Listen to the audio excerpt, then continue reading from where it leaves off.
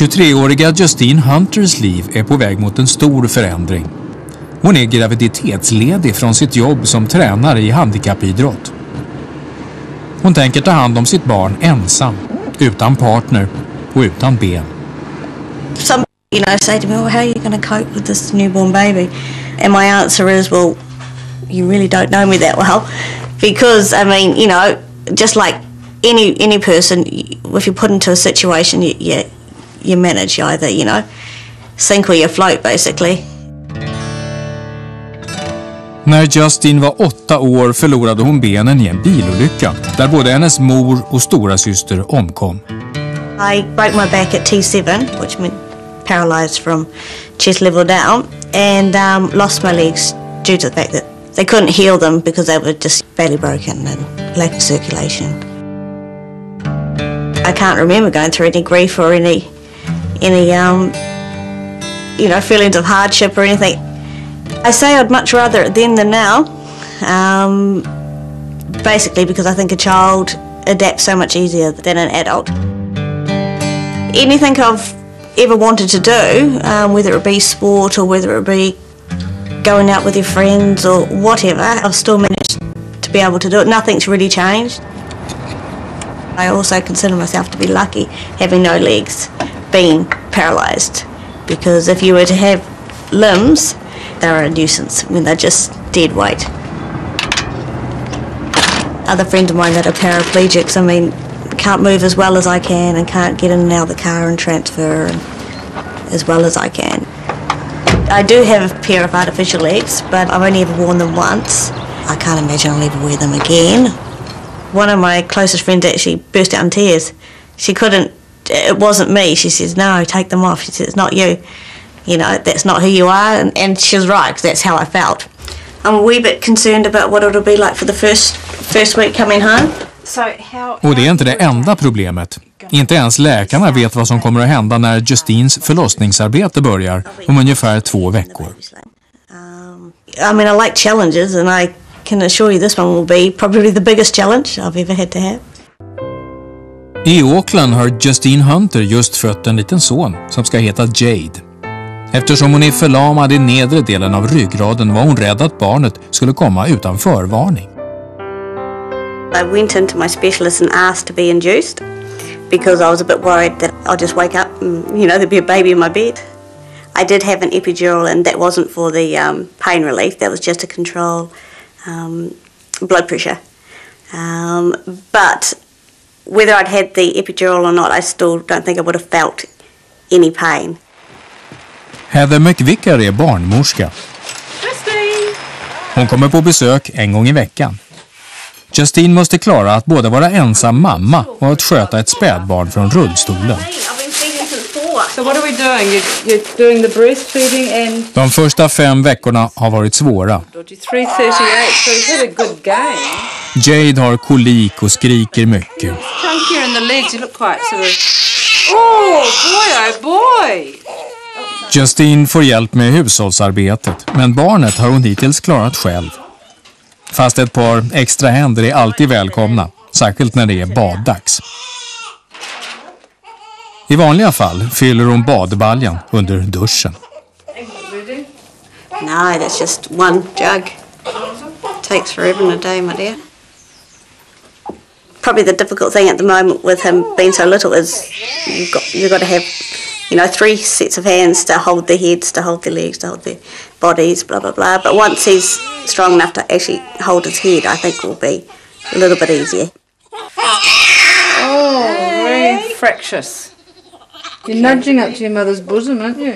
I had 9 months of my mind just ticking overtime, thinking, I've got it sussed. It shocked me to find out that my balance is affected so much. Like, I couldn't have got him into the bath.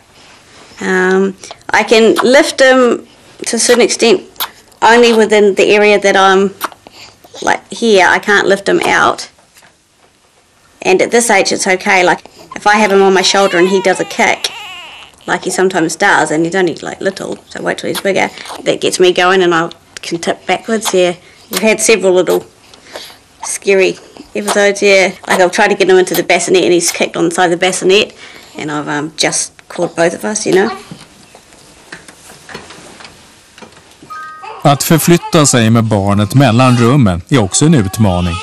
Getting them around, just around the house, whilst I'm holding him will be eventually a sling. He's just not allowed in it yet because his head, you know, was too floppy. And then a front pack. And then basically we're just making other little straps so I can get him into the car and out of the car. Little harnesses, yeah. So that's in the process of being made at the moment. I have absolutely no regrets, but the only thing is things have definitely changed.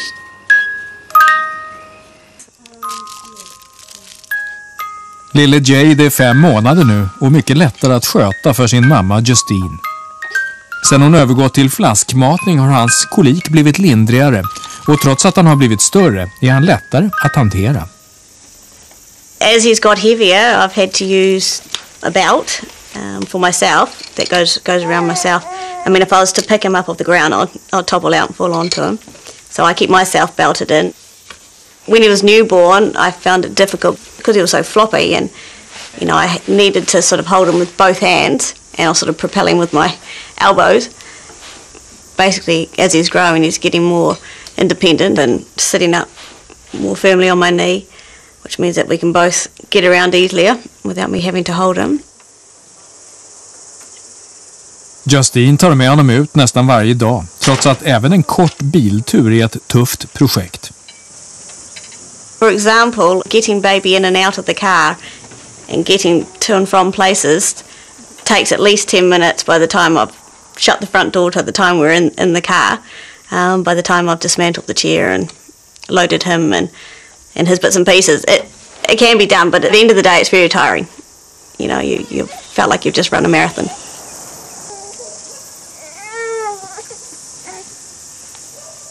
Things are still manageable. I've got to keep telling myself that too, that things are still manageable. It's just harder. And things take a lot longer now. A lot longer. Yeah. Justine slår fortfarande vakt om sin självständighet. Men när det gäller att shoppa och bära kassar är hon tacksam att få hjälp av en väninna. Att hon förlorat sina ben betyder inte att hon har tappat intresset för snygga kläder. It's lovely. Fabulous. The thing I miss the most about not having any legs would be trying to have a complete outfit and clothes. Not just the top, not, you know, the whole outfit, like if I wanted to wear a suit. And the shoes, and have the look.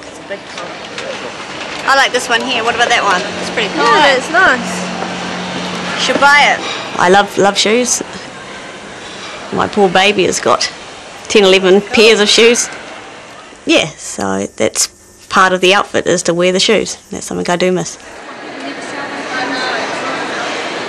When I'm out and about in public, I do notice the stairs, and that was before I even had a baby. Also when I was 9 months pregnant, and even still now when I, you know, have them on my knee. But in saying that, I mean, I catch myself out staring at anything that's different. It's fine. I mean, we all do it. Curiosity.